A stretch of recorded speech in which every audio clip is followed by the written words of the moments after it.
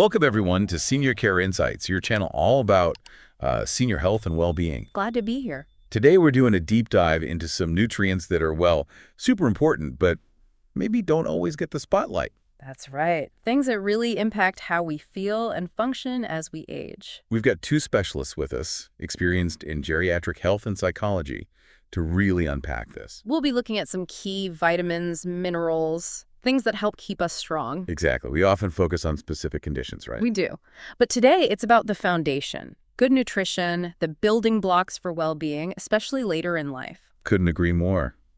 So, where should we start? Maybe magnesium? Magnesium's a great place to start. It flies under the radar sometimes compared to, say, calcium. Yeah, you're calcium all the time. But magnesium sounds like it does a lot. Oh, it's a workhorse, involved in hundreds of body processes, really critical. Okay, like what? For seniors specifically? Well, a big one is blood pressure regulation. That's a major concern for many older adults. And research suggests magnesium can be good for heart health, maybe even lowering stroke risk. Wow, okay. But, it doesn't work in a vacuum. It interacts with other minerals like the calcium and potassium we get from food. So it's part of a team, not a solo act. Exactly. Think of it like an orchestra for heart health. Magnesium's a key player, but it needs the others too. Got it.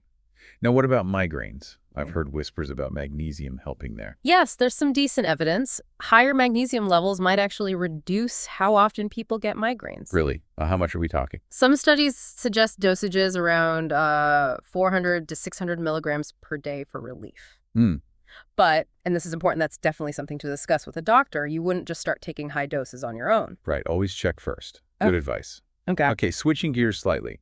Mental well-being, anxiety, mood. Does magnesium play a role? It seems like it might. Some research hints that it could support our mental state, maybe ease anxiety, perhaps depression, even mood swings. Interesting. Is the evidence strong there? It's promising, especially for anxiety. For depression, though, we really need more solid clinical trials to be conclusive about it as a treatment. Research is definitely ongoing. Okay. Now, this is where I get really interested in muscles. Keeping muscle strong is so vital for independence as we age. Absolutely critical. And magnesium is key for how muscles contract and relax. How does that work? It essentially acts as a natural calcium blocker. Calcium signals muscles to tighten, right? Okay. Magnesium tells them, okay, you can relax now. If you don't have enough magnesium, muscles might stay partly contracted. They need to. Those awful cramps, spasms, just general muscle tension. Yeah. And over time, that lack of relaxation can make muscles tire faster, maybe even break down more easily. Yikes. So not enough magnesium really messes with movement and activity. It can, yeah. And speaking of activity, it's also tied to energy levels. How so? Magnesium is involved in making ATP. That's like the main energy currency for our cells. It fuels everything. So muscles need ATP for energy and endurance. Exactly. If your cells aren't making enough ATP because magnesium is low, you'll feel it. Muscle weakness, fatigue, it's all connected. It's not just the immediate movement, but the fuel to keep moving. Precisely. And it's also involved in the long-term health of the muscle itself. In what way? It helps regulate protein synthesis within the muscle, building and maintaining muscle tissue. Even a slight deficiency can hinder that process. And that's really important when we're trying to fight off age-related muscle loss, sarcopenia. Makes sense. Okay, so where do we find this miracle mineral? Food sources. Good news is it's in some great foods.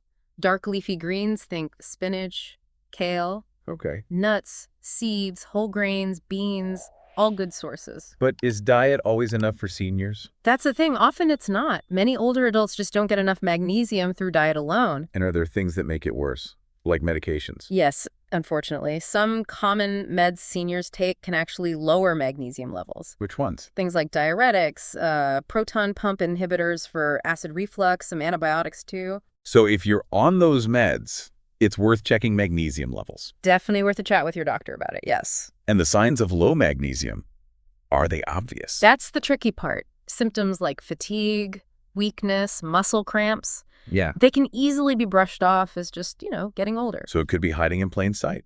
It really could. Awareness is key. Okay, so if diet isn't enough, and maybe meds are interfering, supplements. Supplements are an option, but again, talk to your doctor first. Really important. Why is that? They can help figure out the right type of magnesium and the right dose for you. Not all forms are absorbed equally. Well, magnesium lysate, for instance, often has better bioavailability. It's absorbed more easily compared to something like magnesium oxide. Okay. Are there any downsides to supplements? Can you take too much? Oh, definitely. Too much magnesium, usually from supplements, can cause digestive issues, stomach cramps, nausea, Mm. and in really severe cases, very high levels could even lead to an irregular heartbeat or, rarely, cardiac arrest. Whoa. Okay, so more is definitely not always better. Absolutely not. Balance is key. What about those combination supplements like magnesium B6? Yeah, you see those. Their effectiveness really depends on why you're taking them, the dose, your overall health. So results vary. They can. Some might notice improvements maybe in sleep or muscle relaxation fairly quickly. Others, especially if they have a long-standing deficiency, might take weeks or months. Right. Best bet, follow doctor's orders if it's prescribed, or the label directions if it's over the counter. Are there any specific warnings with magnesium B6? A few things. It could potentially lower potassium or calcium levels, so monitoring might be needed. Okay. And it's best avoided if you have certain conditions like fructose intolerance or specific absorption issues. Mm. Caution is also needed with kidney problems, myasthenia gravis, liver issues, a few others. Mm. And generally, you want to avoid high doses of B6, like over 10 milligrams daily long-term, due to potential nerve toxicity. Lots to consider. It sounds like there are many forms of magnesium too. Lactate, malate. There are quite a few. Magnesium lactate is slower release, might be gentler on the stomach. Some hints it could help stress, but needs more research. Okay. Malate. Malate contains malic acid, like from fruit. It's often well absorbed, maybe fewer laxative effects. Sometimes suggested for fibromyalgia or chronic fatigue, but again, strong evidence is still limited. And taurate. That includes taurine, an amino acid. Animal studies suggest it might help with blood sugar and blood pressure, potentially good for cardiovascular health. Interesting. And Epsom salts. Does bathing in magnesium actually work? Magnesium sulfate Epsom salt can be absorbed through the skin in a bath. It's another way people try to boost levels, yeah. How effective it is compared to oral supplements is debated, but some find it relaxing. Fascinating stuff on magnesium. Okay, let's pivot. Vitamin D. We know it's crucial for bones, Absolutely essential for bones. but I hear it's also really important for muscles, especially in seniors. You heard right. Beyond bone health, vitamin D is critical for maintaining muscle strength and function as we age. How so? Do muscles use vitamin D directly? They do. We actually have vitamin D receptors right there in our muscle tissue. No way. Yep. And if you're low in vitamin D, those receptors can't do their job properly. That can lead to gradual muscle weakening, loss of mass, what we call sarcopenia. So it's not just weak bones causing falls, it's weak muscles too. Exactly. It's a double whammy. Weak bones and less powerful muscles increase fall risk significantly. Any evidence for that? Oh, yes. Clinical studies show seniors with optimal D levels have much better muscle function, strength, balance. Wow. One big analysis even showed that vitamin D supplementation reduced falls in older adults by about 20%. 20%, that's huge. It really highlights the impact on muscle function, doesn't it? It does. Yeah. And how common is low vitamin D in seniors? Very common, unfortunately. Some estimates say over 40% of seniors might be deficient. 40%. Why so high? Less sun exposure is a big factor, especially for those who are homebound or live in northern climates. Our skin makes less vitamin D as we age too. So if someone's feeling unexplained muscle weakness or fatigue, could low D be the culprit? It absolutely could be a contributing factor. It's definitely worth checking. And thankfully, it's a simple blood test. Okay. How does vitamin D actually help the muscles work? Its main role related to muscles is regulating calcium absorption. And calcium, as we know, is vital for muscle contraction. Right. Without enough vitamin D, your body can't utilize calcium effectively within the muscles. That leads directly to weakness and poorer coordination. So D is like the gatekeeper for calcium getting into the muscle action. That's a good way to put it. It unlocks calcium's role. So how much D should seniors aim for? The standard recommendation is usually 800 to 1,000 IU per day for adults over 65. Okay. But honestly, many experts now lean towards 1,000 to 2,000 IU daily, especially if sun exposure is limited or deficiency is known. Best to personalize it with a doctor. And food sources. Can we eat our way to enough vitamin D? It's tough. Fatty fish like salmon and mackerel have some, egg yolks too. And fortified foods like milk or some cereals. But maybe not enough. Often not enough given the high rates of deficiency. That's why supplementation is frequently beneficial for seniors. If we do supplement, is there a preferred form? D2 or D3? Generally, vitamin D3 cholecalciferol is thought to be more effective at raising blood levels than D2. Good tip. Anything else to look for in a supplement? Look for a USP verification mark if you can that ensures purity and potency testing. And some liquid forms use olive oil as a carrier, which might help absorption. Excellent. Okay, moving on. Vitamin B12, often linked to energy, right? Yes, energy, nerve function. But how does it tie into muscle health specifically for older adults? It's a really important connection. See, our ability to absorb B12 often declines with age. Okay. And that decline can contribute to muscle issues. B12 is crucial for healthy nerves. And nerves control muscles. Exactly. Nerves carrying the signals from the brain to the muscles. If B12 is low, nerve function suffers, communication breaks down, Leading to. decreased strength, poor coordination, even muscle atrophy over time. Are the signs of B12 deficiency easy to spot? Not usually, no. They tend to creep up slowly. Fatigue, maybe some memory fuzziness, balance issues. Things easily blamed on just aging. Precisely. Yeah. That's why regular blood tests are so important, especially if someone's on meds known to interfere with B12 absorption. Like which ones? You mentioned some earlier. Metformin, commonly used for diabetes, and those proton pump inhibitors for acid reflux are two big ones. Okay, good to know. So nerve function is key. Yeah. Any other ways B12 helps muscles? Yes, it's vital for making healthy red blood cells. Oxygen carriers. Right. Red blood cells deliver oxygen to muscles, which they need for energy production and performance. Low B12 can mean less oxygen delivery. Makes sense. Also, B12 helps maintain the myelin sheath, that protective coating around nerves. Damage there can cause scrambled signals to muscles. Resulting in. Things like tremors, an unsteady gait, maybe trouble with fine motor skills. Got it. What's the recommended daily B12 intake for seniors? It's generally set at 2.4 micrograms per day. Doesn't sound like much. It isn't a huge amount, but because of those absorption issues, some seniors might need higher supplemental doses to actually reach adequate levels in their bodies. Again, needs individual assessment. Where do we find B12 naturally? Almost exclusively in animal products. Meat, fish, eggs, dairy. So a challenge for vegetarians or vegans. Definitely. And even for meat eaters, up to 30% of adults over 50 might have atrophic gastritis, a stomach condition that severely hinders B12 absorption from food. Wow, 30%. So diet alone might not cut it for many. For a significant number, yes. What are the options then? Supplements, injections? Both are common solutions. Supplementation is often the first step. You might see different forms like methylcobalamin. Methyl what? Methylcobalamin. Some research suggests it might stay in the tissues longer. There are also food-based formulas with probiotics, potentially boosting absorption. And for bypassing stomach issues. Sublingual forms, lozenges or sprays under the tongue, can help get B12 directly into the bloodstream, bypassing some digestive hurdles. Injections are usually for more severe deficiencies or major absorption problems. Doctor guidance needed there for sure. Absolutely essential. Okay, this is all incredibly helpful. Now let's tackle one that might surprise people. Creatine. Yes, creatine. I always think of, young guys at the gym trying to bulk up. That's the stereotype. But it's really quite valuable and often overlooked for seniors aiming to preserve muscle and strength. Really? How does creatine help older muscles? It boosts something called phosphocreatine stores in your muscles. This is like a rapid reserve fuel for making ATP, that energy currency we keep mentioning. Okay. So it provides quick energy for bursts of activity. Think getting up from a chair, climbing stairs quickly, or, crucially, reacting fast to prevent a fall. Things that get harder with age. Exactly. Having that readily available energy buffer is really helpful, Okay. but that's not all it does. Yeah. What else? Creatine also seems to enhance the activity of satellite cells. Satellite cells. They're like muscle stem cells, really important for muscle repair and growth.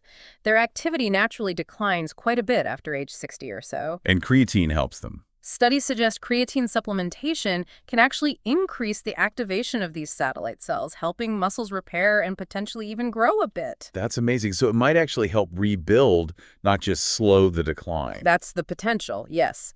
Clinical trials combining creatine with even light resistance exercise in seniors show significant gains in strength and lean mass, sometimes pretty quickly. Wow. Okay. How much should seniors take? Do they need that loading phase you hear about? Generally, no loading phase needed for seniors. A consistent daily dose of about 3 to 5 grams seems effective. 3 to 5 grams daily. And diet. Can we get that from food? Creatine is in red meat and fish. but you'd have to eat a lot of it to get those therapeutic supplemental So doses. supplementation's more practical. Much more practical for hitting those beneficial levels, yes. Is there a best type of creatine for seniors? Micronized creatine monohydrate is often recommended. It's ground into smaller particles, so it dissolves better and might be absorbed a bit more easily, which can be good for older digestive systems. And safety. Is it safe long-term for older adults? The research points to yes. Extensive studies show creatine monohydrate is safe for long-term use in seniors. Any other benefits popping up? Interestingly, yes. Some emerging research suggests potential benefits for brain health and cognitive performance too, so may be good for the mind as well as the muscles. Bonus. Okay, vitamin C next. We all know it for colds, immunity. The immune booster, right? But muscles. How does vitamin C fit into muscle health? It's vital, primarily because it's essential for making collagen. Collagen, like in skin. Yes, but collagen is also a crucial structural protein in all our connective tissues, tendons, ligaments, the stuff that supports and anchors our muscles. The scaffolding. Exactly. Without enough vitamin C, collagen synthesis suffers. Those support structures can weaken, leading to instability and higher injury risk. Makes sense. Any direct link to muscle function? Yes, studies show older adults with higher vitamin C levels tend to have better grip strength and overall muscle function. Interesting.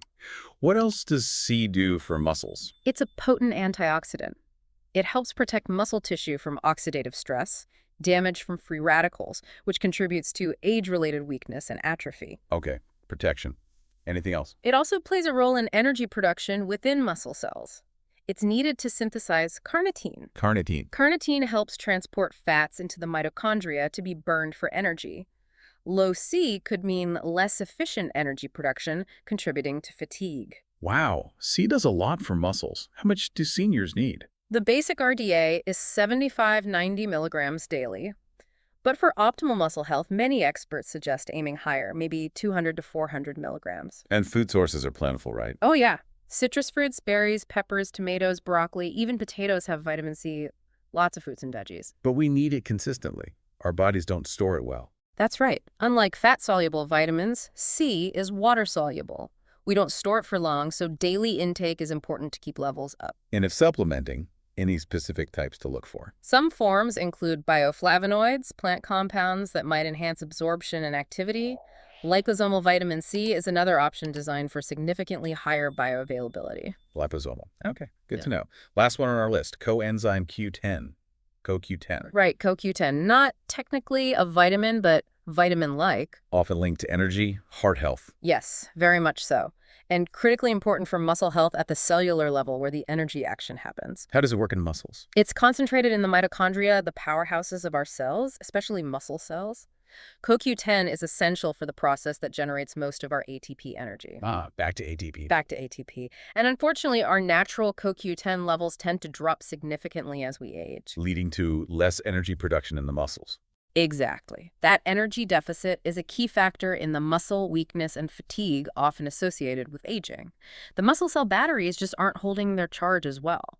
Now, I've heard some medications can deplete CoQ10. A very important point. Statins, the cholesterol-lowering drugs. Yes. They are well known to significantly reduce the body's CoQ10 levels. So taking statins could actually worsen age-related muscle decline? It's a potential consequence, yes, and it's quite common. Some studies suggest over 60% of seniors on statins report muscle issues, pain, weakness, fatigue, potentially linked to CoQ10 depletion. 60%, that's staggering. It is. It highlights the need for awareness and discussion with doctors if someone on statins experiences those symptoms. So what's a typical CoQ10 dose recommendation for seniors? For general support, often 100 to 200 milligrams daily. And for those on statins? They might benefit from higher doses, maybe 200 to 300 milligrams, but absolutely should discuss this with their prescribing doctor first. Can we get enough from food? Food sources exist: organ meats, fatty fish, some whole grains, but the amounts are usually pretty small compared to therapeutic supplement doses.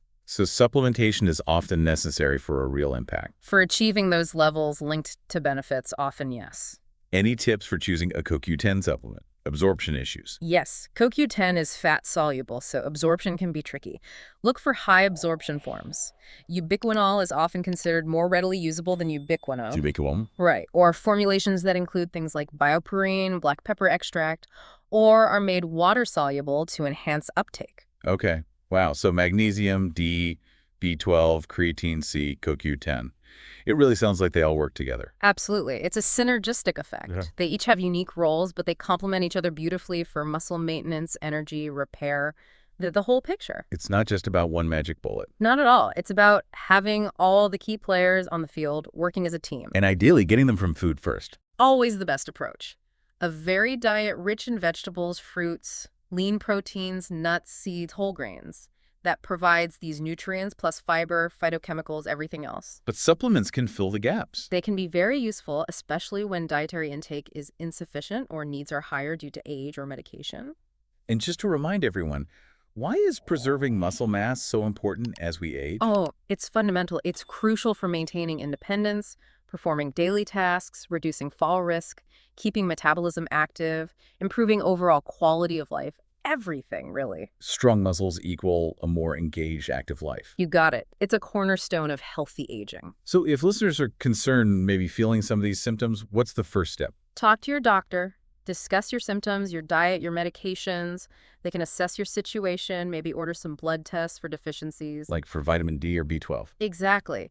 And then provide personalized advice on diet changes or appropriate supplementation if it's needed. Fantastic. This has been incredibly insightful, really breaking down why these specific nutrients matter so much for seniors. Thank you both for sharing all this expertise. Our pleasure. Important topic. We really hope this deep dive has helped all of you listening understand why focusing on nutrients like magnesium, D, B12, and the others is so vital for strength and vitality. Remember, being proactive about nutrition is such a powerful tool for a healthier, more independent future. Absolutely.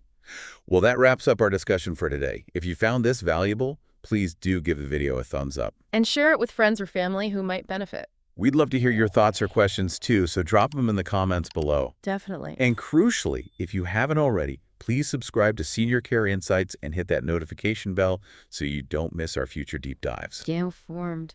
We'll be back soon with more insights. Until then, everyone, take good care.